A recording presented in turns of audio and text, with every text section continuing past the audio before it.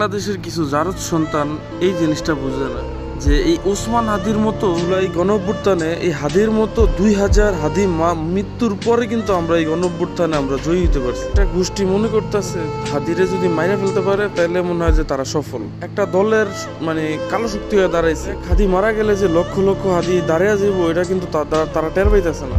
মানে একটা হাদি যদি মারা যায় লক্ষ লক্ষ হাদি দাঁড়িয়ে যাবো। যেমন এক আবু সাইদ মারা যাওয়ার পরে লক্ষ লক্ষ আবু সাইদ যেমন দাঁড়িয়ে গেছে তেমন হবে। আমরা দোয়া করব আমাদের হাদি যাতে অতি দ্রুত সুস্থ হয়ে আবার আমাদের মাঝে ফিরে আসে, আবার আমাদেরকে নতুনভাবে নতুন গর্জনে নতুনভাবে চাঁদাবাজের বিরুদ্ধে সন্ত্রাসদের বিরুদ্ধে দেশ স্বাধীন করতে সাহায্য করবে। একজন হাদির কতটা জনপ্রিয়তা হলে যে রাস্তায় তাকে নির্বাচনী প্রচারণা অবস্থায় টাকা তুলে দেয়। আপনারা আমারে তো কেউ দেয় না টাকা।